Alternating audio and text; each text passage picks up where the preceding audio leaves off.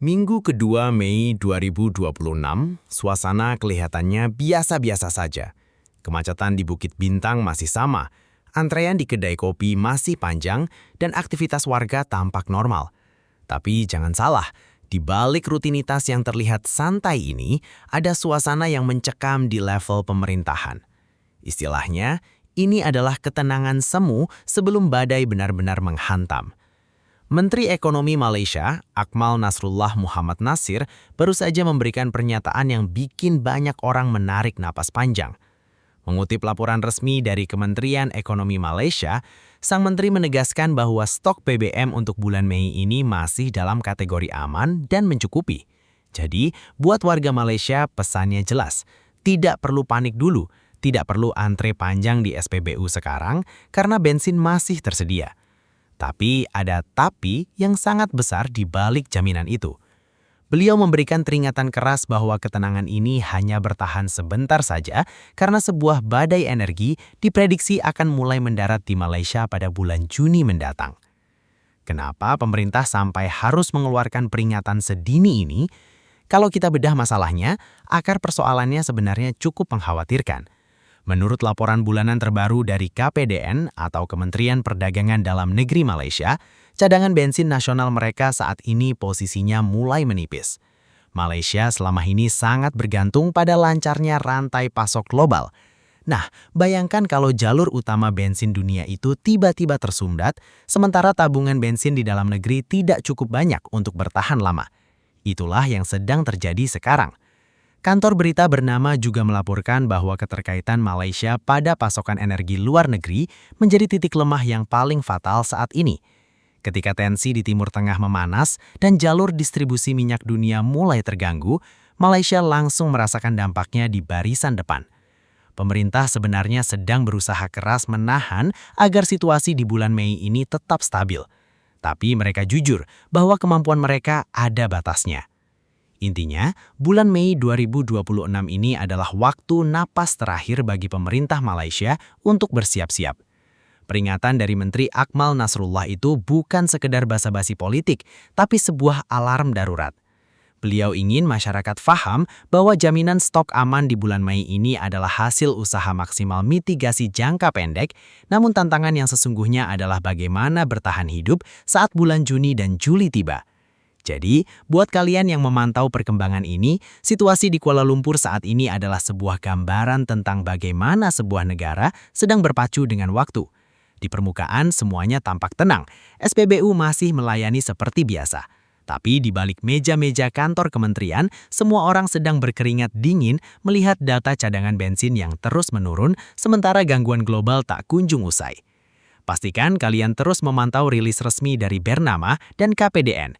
Karena situasi ini bisa berubah sangat cepat hanya dalam hitungan hari.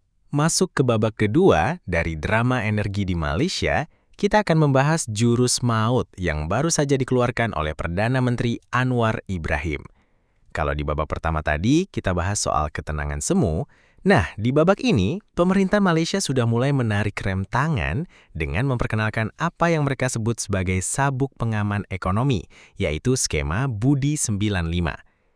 Berdasarkan rilis resmi yang dikeluarkan oleh Prime Minister's Office atau PMO Malaysia, pemerintah resmi memperketat ikat pinggang dalam hal subsidi bensin. Aturannya begini, kalau sebelumnya pengguna kendaraan pribadi bisa menikmati subsidi BBM RON 95 sampai 300 liter per bulan, sekarang kuotanya dipangkas tinggal 200 liter saja. Kebijakan ini nggak main-main karena langsung menyasar jutaan pemilik mobil di seluruh Malaysia. Mungkin kalian bertanya-tanya, kenapa harus 200 liter? Apa nggak kurang? Mengutip berita dari The Star, pemerintah sebenarnya sudah menghitung ini matang-matang. Ternyata, menurut data dari Departemen Statistik Malaysia atau DOSM, rata-rata warga Malaysia itu sebenarnya cuma pakai bensin sekitar 83 liter per bulan. Jadi, angka 200 liter itu dianggap masih sangat mewah dan cukup untuk kebutuhan harian 90% masyarakat. Dengan memotong kuota dari 300 ke 200, pemerintah ingin memastikan orang-orang yang biasanya hobi jalan-jalan berlebihan atau punya kendaraan boros bisa lebih ngereng pemakaian bensinnya. Tapi tenang, pemerintah nggak tutup mata sama roda ekonomi. Dalam laporan The Star juga disebutkan kalau ada pengecualian strategis. Para pahlawan jalanan seperti driver e-hailing atau ojek atau taksi online dan sektor logistik atau pengiriman barang tetap diberi napas lega dengan kuota subsidi hingga 800 liter per bulan. Langkah ini diambil supaya harga ongkir paket atau tarif transportasi online gak ikutan melonjak, yang malah bikin rakyat makin pusing. Nah, kalau kita gali lebih dalam soal akar masalahnya, langkah drastis ini terpaksa diambil karena dua alasan utama. Pertama, anggaran subsidi Malaysia sudah jebol alias mengalami defisit yang makin lebar. Kedua, ini adalah strategi untuk memperpanjang napas cadangan BBM nasional. PMO Malaysia menyadari kalau mereka nggak ngerem konsumsi dari sekarang, stok bensin mereka bisa habis sebelum melewati fase kritis di bulan Juli nanti. Jadi, skema Budi 95 ini ibarat sabuk pengaman yang dipakai sebelum tabrakan benar-benar terjadi. Pemerintah ingin memastikan bensin bersubsidi ini beneran sampai ke tangan yang butuh dan nggak terbuang sia-sia di tengah kondisi global yang makin nggak menentu. Di OSM memprediksi, kalau penghematan ini sukses, Malaysia punya peluang lebih besar untuk bertahan dari kelangkaan BBM saat distribusi dunia tersendat bulan depan. Pastikan kalian terus memantau info terbaru dari Prime Minister's Office atau berita di The Star agar tidak ketinggalan jadwal pembaruan kuota ini.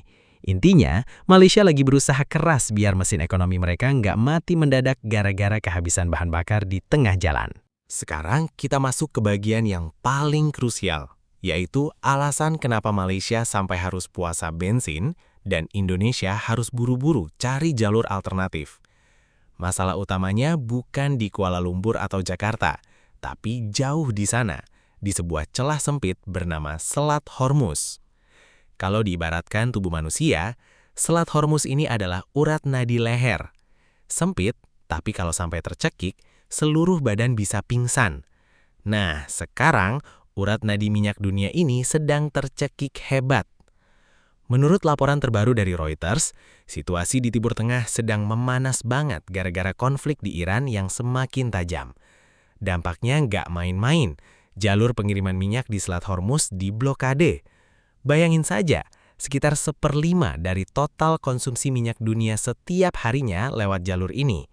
Jadi, begitu jalur ini ditutup atau diganggu, dunia otomatis langsung sesak napas energi.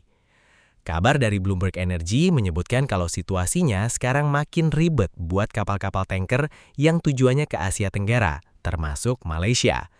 Karena Selat Hormuz gak bisa dilewati dengan aman, kapal-kapal raksasa pembawa minyak ini terpaksa parkir atau mutar jauh lewat rute lain, misalnya memutar lewat ujung selatan Afrika. Efeknya apa buat kita? Biaya angkutnya melonjak gila-gilaan. Menempuh jalur yang lebih jauh berarti butuh bahan bakar kapal lebih banyak dan waktu perjalanan yang lebih lama. Jadi minyaknya sampai lebih telat dan harganya jadi jauh lebih mahal saat sampai di pelabuhan. Inilah yang bikin harga minyak dunia jadi nggak stabil. IEA juga sudah mengeluarkan peringatan keras. Mereka bilang ini bukan cuma soal harga yang naik, tapi soal gangguan fisik. Artinya barangnya memang beneran susah dicari karena distribusinya terputus. IEA mencatat bahwa ketegangan geopolitik ini secara fisik memutus rantai pasok minyak mentah dunia. Kalau biasanya minyak mengalir lancar kayak air di pipa, sekarang pipanya lagi mampet total karena ada batu besar bernama konflik politik di sana. Akar masalahnya sederhana tapi ngeri. Selama dunia masih bergantung pada minyak dari Timur Tengah, keamanan energi kita akan selalu disandra oleh situasi politik di Selat Hormuz ini. Begitu ada gesekan sedikit saja di sana, efek dominonya langsung terasa sampai ke SPBU di depan rumah kita. Jadi kalau kalian dengar berita soal harga bensin yang aneh-aneh atau kuota yang dipangkas, ingatlah bahwa pemicu utamanya adalah cekikan di Selat Hormuz ini. Laporan dari Reuters, Bloomberg, dan IEA semuanya sepakat bahwa jika diplomasi internasional nggak segera berhasil membuka sumbatan ini, bulan Juni dan Juli 2026 bakal jadi ujian ketahanan energi yang sesungguhnya buat kita semua. Tetap pantau terus perkembangannya, karena urusan di Selat Hormuz ini dampaknya langsung kena ke dompet kita semua. Setelah sebelumnya kita bahas soal pembatasan kuota bensin, sekarang kita masuk ke langkah yang lebih ekstrim lagi. Malaysia benar-benar sedang dalam mode mobilisasi darurat. Pemerintah mereka sadar kalau cuma membatasi pembelian di SPBU saja nggak bakal cukup. Mereka butuh cara agar kendaraan benar-benar berhenti bergerak di jalan raya.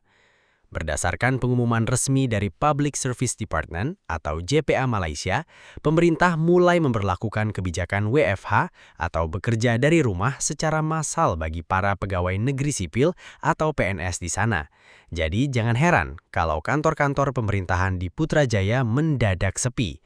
Langkah ini diambil bukan karena pandemi lagi, tapi murni demi menghemat setiap tetes bensin yang tersisa di tangki cadangan nasional. Tapi jangan pikir para PNS ini bisa santai-santai di rumah sambil rebahan.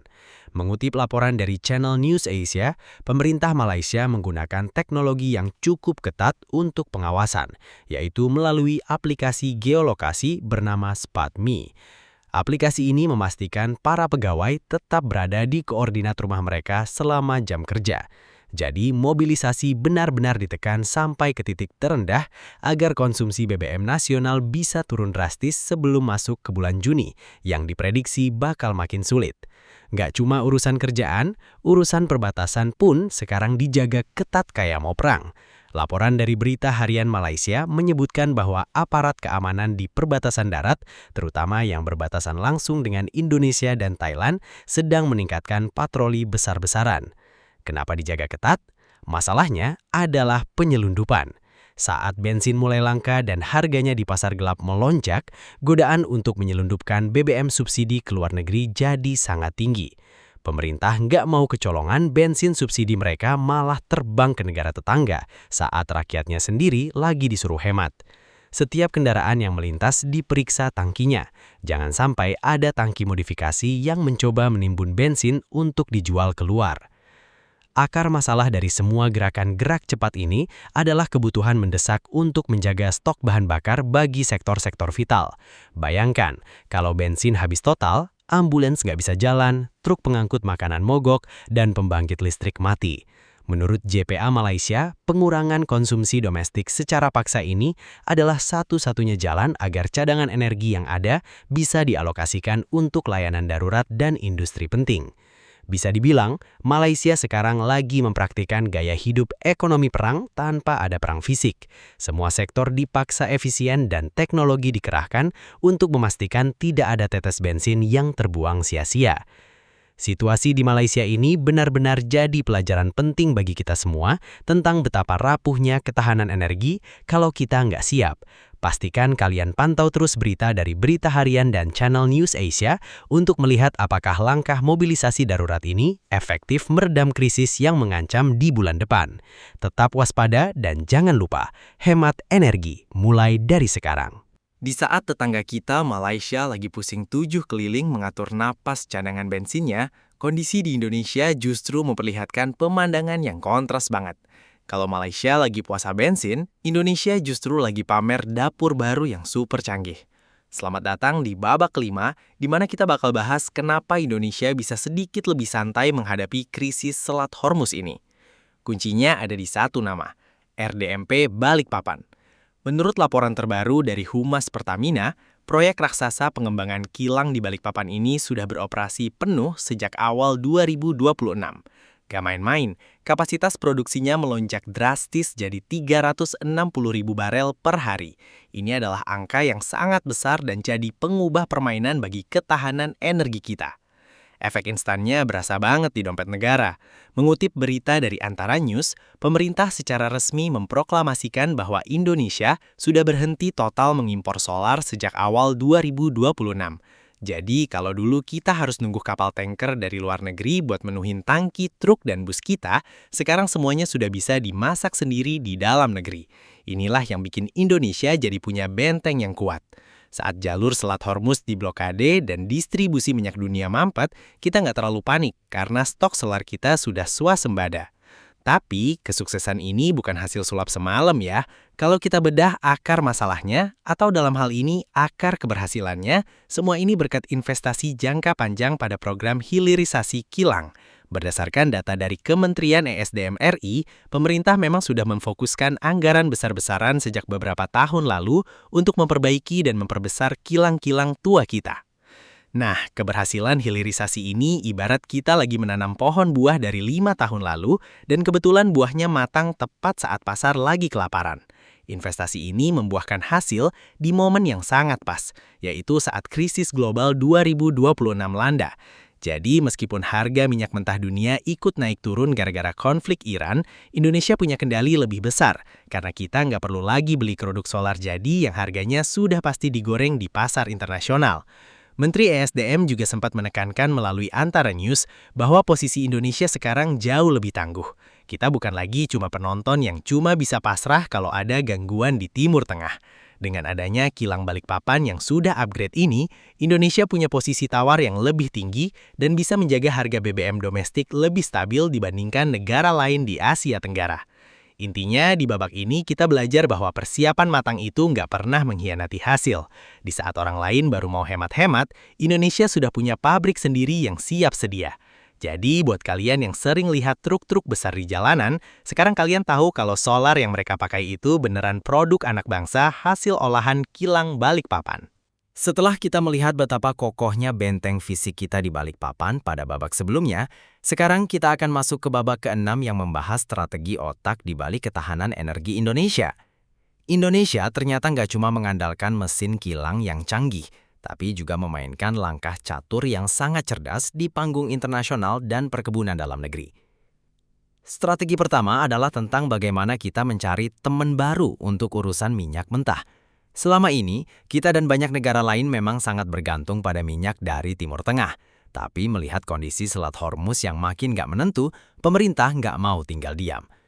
Mengutip laporan dari Kementerian Luar Negeri RI melalui tim diplomasi energi mereka, Indonesia saat ini sedang gencar mengalihkan sourcing atau asal pembelian minyak mentah kita.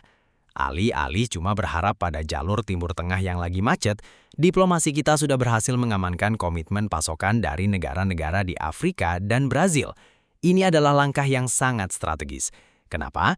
Karena jalur pengiriman dari Afrika dan Brazil menuju Indonesia tidak perlu melewati Selat Hormuz yang lagi bergejolak itu. Jadi, meskipun di sana lagi ada blokade, tanker-tanker minyak kita dari arah Samudra Atlantik dan Afrika bisa tetap melenggang aman sampai ke pelabuhan kita. Langkah kedua nggak kalah keren, yaitu memaksimalkan potensi alam kita sendiri melalui minyak sawit. Berdasarkan data dari Gabungan Pengusaha Kelapa Sawit Indonesia atau GAPKI, Indonesia sedang tancap gas untuk mempercepat mandatori B50. Buat yang belum tahu, B50 itu artinya campuran bahan bakar yang terdiri dari 50% solar murni dan 50% minyak sawit atau biodiesel. Awalnya program ini direncanakan berjalan bertahap, tapi melihat situasi dunia yang lagi darurat energi, pemerintah resmi mempercepat implementasi B50 agar efektif berlaku per 1 Juli 2026. Menurut GAPKI, stok minyak sawit kita sangat melimpah untuk mendukung kebijakan ini. Dengan pakai B50, otomatis kebutuhan kita akan minyak bumi impor jadi berkurang drastis karena setengah dari isi tangki kendaraan kita sudah diisi oleh produk hasil kebun sendiri.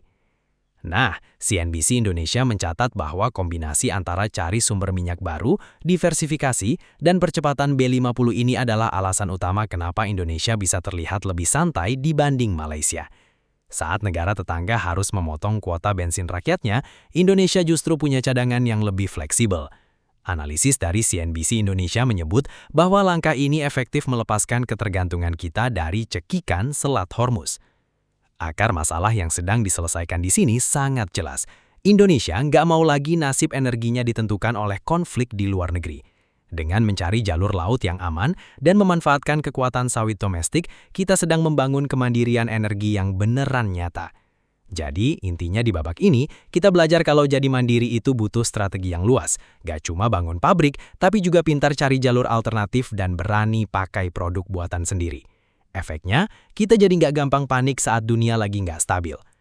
Terus pantau perkembangan ini lewat update Kementerian Luar Negeri dan CNBC Indonesia. Karena langkah diversifikasi cerdas ini bakal jadi kunci keberhasilan Indonesia melewati ujian besar di pertengahan tahun 2026 nanti.